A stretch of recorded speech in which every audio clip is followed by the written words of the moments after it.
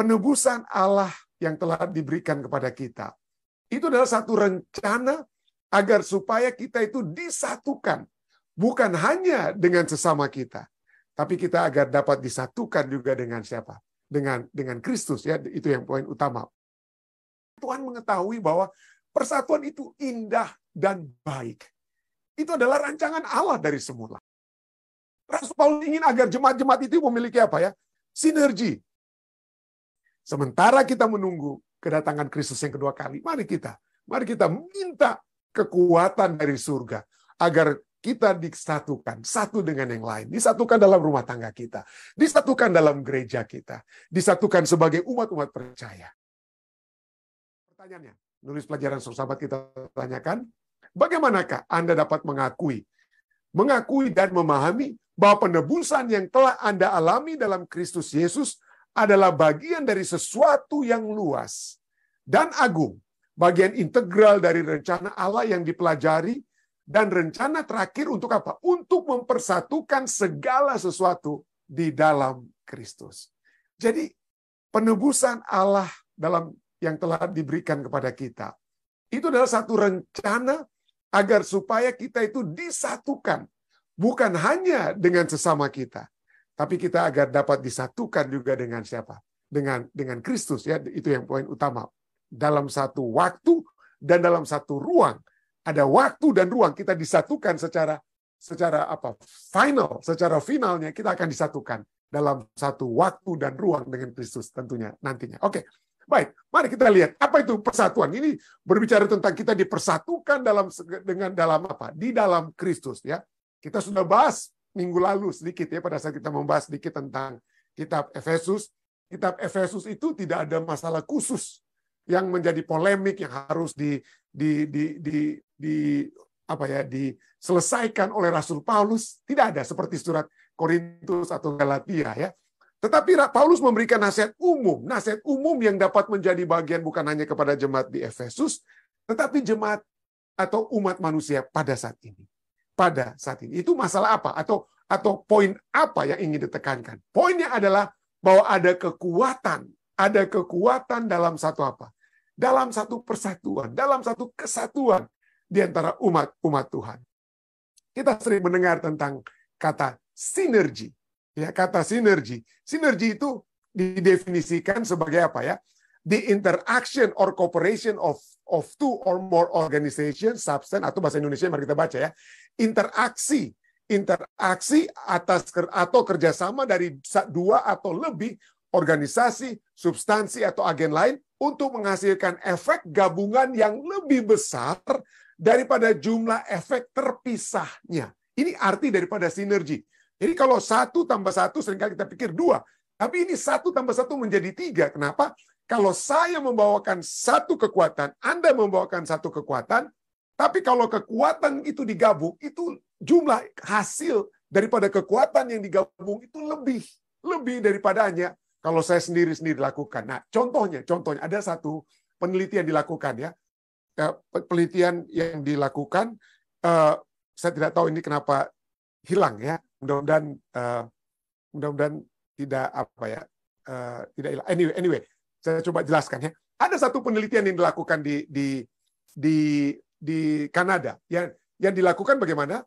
Bahwa ada satu kuda yang menarik beban. Dan satu kuda ini dapat menarik beban itu 9.000 pound. Ya, di pound, ya, di Amerika ini menggunakan pound, kurang lebih berapa itu, ya? 9.000 pound, kurang lebih. Saat ini pikiran saya belum sampai untuk dapat mengkalkulasikan ke kilogram, ya. Tapi anyway, 9.000 pound. Lalu ada kuda yang kedua itu dapat menarik 8.000 pound. Jadi kalau digabungkan kedua kuda ini, yang satu 9.000, yang satu 8.000, berarti mereka dapat menarik kurang lebih berapa? 17.000 pound. Ya, dari 8.000, yang pertama 9.000. Jadi 17.000 pound. Tetapi apa yang terjadi pada saat kedua kuda ini digabung, lalu menarik beban, ya, bersamaan. Bukan lagi 17.000 pound. Mereka berdua dapat menarik lebih. Yang tadinya kalau masing-masing sendiri-sendiri, satu kudanya 9.000, kuda lainnya hanya 8.000. Tapi begitu disatukan, jumlahnya bukan lagi 17.000, tetapi menjadi 30.000. 30.000 apa? 30.000 pound bisa ditarik pada saat kedua kuda ini melakukan sinergi. Ya, jumlah hasil yang diperoleh pada saat ada kesatuan itu boleh dikatakan hampir berlipat ganda. Hampir berlipat ganda. Itulah sebabnya ada pepatah Afrika yang katakan apa? United we are rock. Pada saat kita bersatu, kita menjadi batu. Tapi pada saat kita berpisah atau terpisah, divided, maka kita bukan menjadi batu, tetapi menjadi apa? Menjadi sand, ya. Menjadi tanah, ya, menjadi pasir. Bukan lagi batu, kita menjadi apa? Kita menjadi pasir. Helen Keller juga menyatakan, pada saat kita sendirian, kita hanya dapat melakukan sedikit. Tetapi kalau kita bersama-sama, kita dapat melakukan apa? Banyak hal. Dan ini terjadi, ya. Terjadi. Kalau ada pasangan rumah tangga yang utuh, ya, pasangan rumah tangga yang utuh, mereka dapat apa? Bekerja bersama, dapat menghasilkan bekerja sama mungkin untuk dapat membayar mortgage mereka, membayar angsuran rumah atau angsuran mobil. Tapi apa yang seringkali terjadi pada saat pasangan-pasangan rumah tangga di Amerika itu bercerai? Waduh, salah satu penyebab terbesar daripada orang-orang yang menyatakan diri mereka bangkrut di Amerika ini adalah oleh sebab adanya perceraian. Ya, jadi perceraian itu salah satu yang menyebabkan orang-orang menjadi bangkrut di Amerika Serikat. Ya, menjadi bangkrut di Amerika Serikat. Itulah sebabnya Tuhan mengetahui bahwa persatuan itu indah dan baik. Itu adalah rancangan Allah dari semula. Adanya persatuan.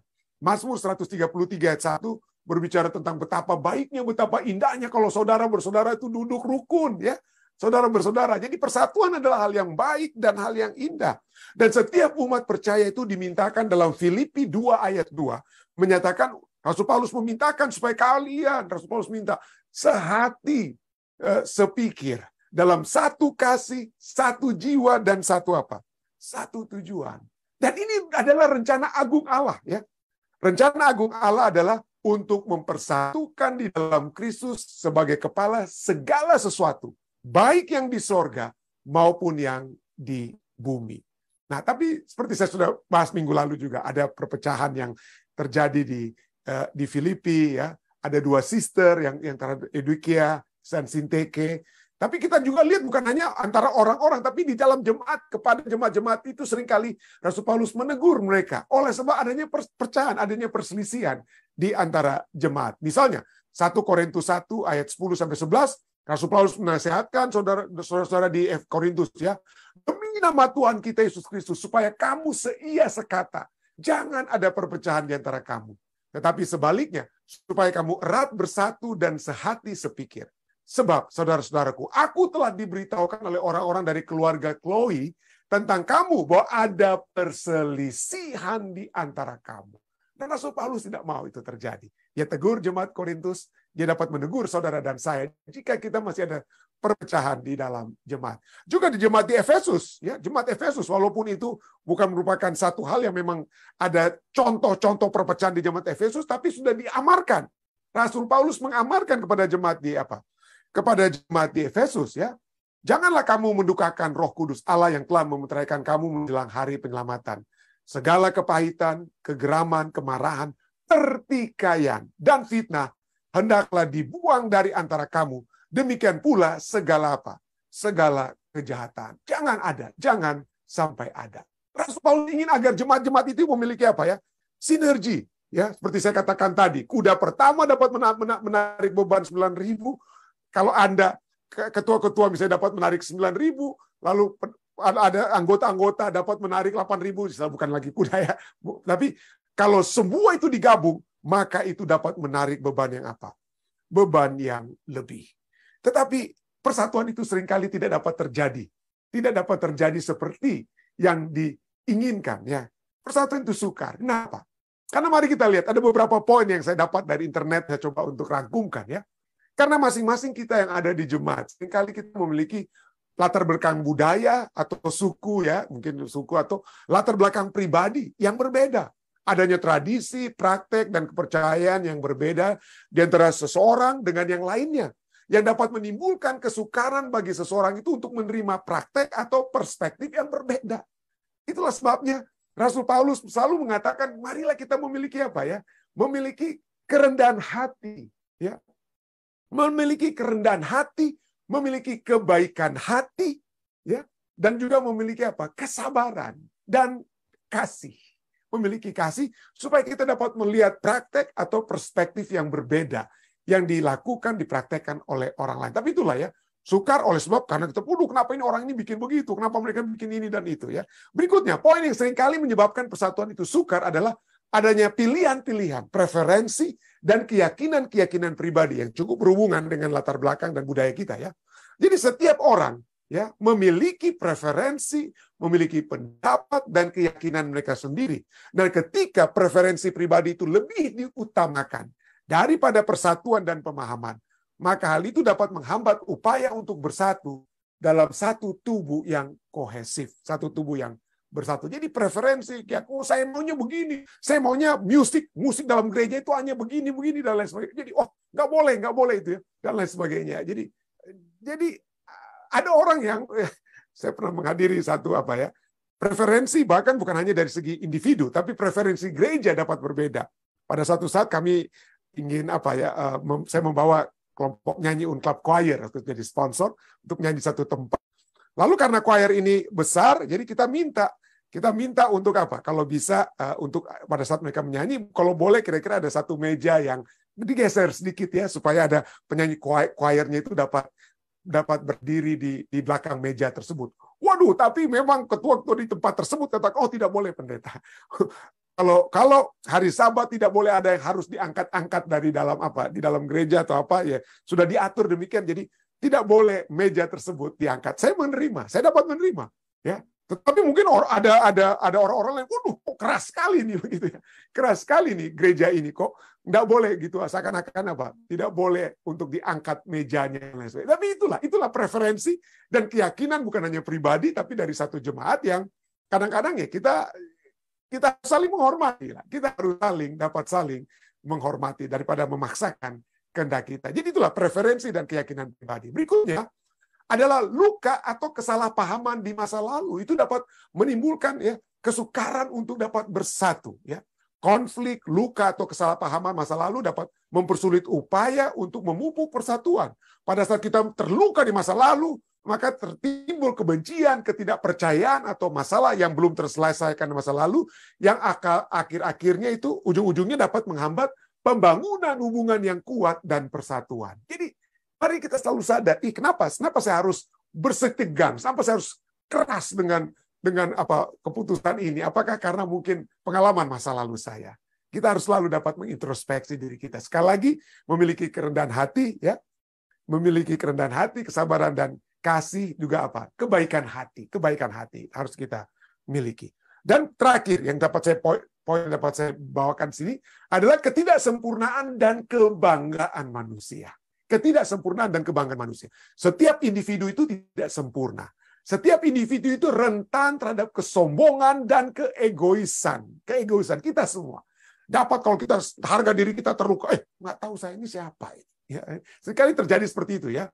Kesombongan dan keegoisan. Jadi kecenderungan manusia ini dapat menyebabkan perpecahan, konflik, dan kurangnya kerendahan hati yang diperlukan untuk satu persatuan.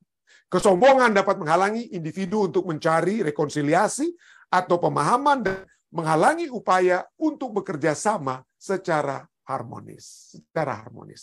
Ada seorang pendeta yang datang, ilustrasi saya. Pendeta datang kepada seorang konduktor simfoni, orkestra ya. Pendeta ini tanya kepada konduktor ini, sahabatnya, dikatakan, kok kalau kamu bikin konser itu, kok banyak orang datang, banyak orang itu menghadiri konsertmu. Sedangkan saya setengah mati, saya setengah mati di gereja untuk supaya orang itu datang tepat waktu, tidak atau orang-orang banyak datang ke gereja itu tidak banyak. Orang-orang datang terlambat atau tidak datang ke gereja. Tapi kalau konser kamu, setengah jam sebelum pintu konser dibuka, orang-orang sudah antri di luar untuk masuk ke dalam. Walaupun mereka sudah punya tiket. Kok kamu bisa menarik banyak orang untuk datang menonton konser kamu? Lalu ini dijawab oleh konduktor tersebut. Dia katakan, Kenapa? Kenapa orang-orang datang untuk menonton konser kami? Karena pada saat saya memimpin di depan, semua pemain-pemain musik itu memainkan peranannya secara harmonis. Mereka sangat melakukannya dengan sangat antusiasme. Masing-masing pemain biola memainkan biolanya, ya, dan pemain trompet atau apapun, piano atau drum, mereka masing-masing melakukan tugasnya masing-masing. Masing-masing melakukan tugasnya masing-masing itu secara harmonis. Dan pada saat ada keharmonisan di depan panggung, itulah yang menyebabkan orang-orang itu datang. Orang-orang datang untuk melihat satu keharmonisan, satu suara yang merdu yang dihasilkan dari satu keharmonisan. Mungkin ini satu ilustrasi saja, tapi mungkin kita harus bertanya, kenapa orang tidak datang ke gereja? Kenapa orang terlambat untuk datang ke gereja dan lain sebagainya? Mungkin karena kita dalam gereja, kita tidak memainkan peranan kita secara harmonis, ya.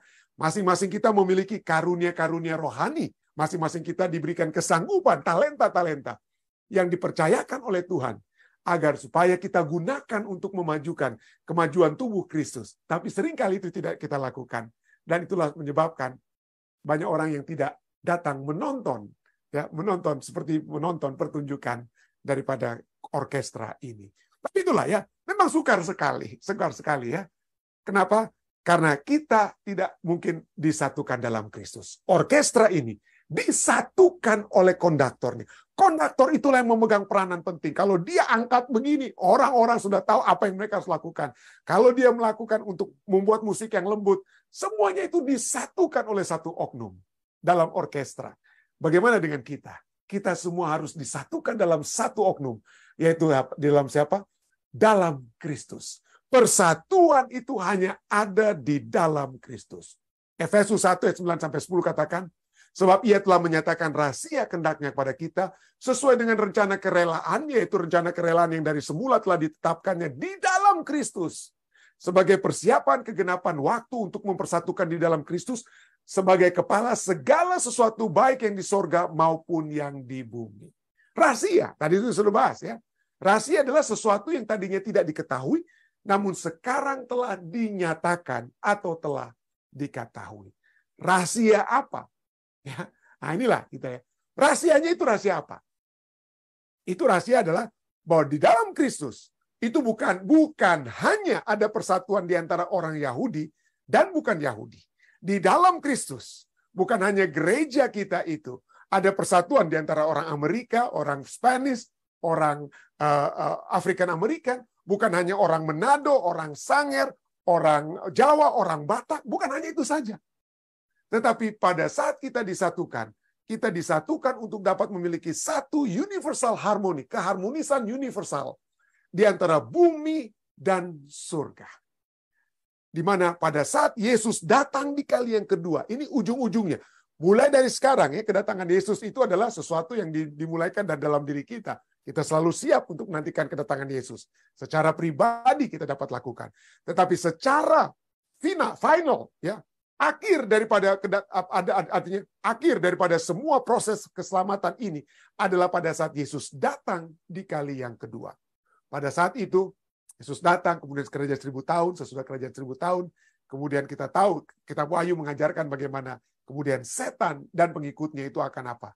Dibinasakan, dimusnahkan, sehingga tidak ada kehadiran dosa di alam semesta. Dan pada saat itulah, pada saat ketidakhadiran dosa, maka kita semua disatukan di dalam Kristus. Baik yang di sorga maupun yang di bumi. Tidak ada lagi perpecahan. Tidak ada lagi ketidaksatuan. Segala sesuatu disatukan di dalam Kristus. Dosa telah memisahkan Adam dan Hawa. Dosa telah memisahkan suami dan istri. Dosa telah mencerai-beraikan umat-umat manusia. Dosa menceraikan umat manusia bahkan dengan binatang. Saling menghancurkan satu dengan yang lainnya. Dan dosa juga telah memisahkan manusia dengan Allah. Manusia telah keluar dari Taman Eden, ya.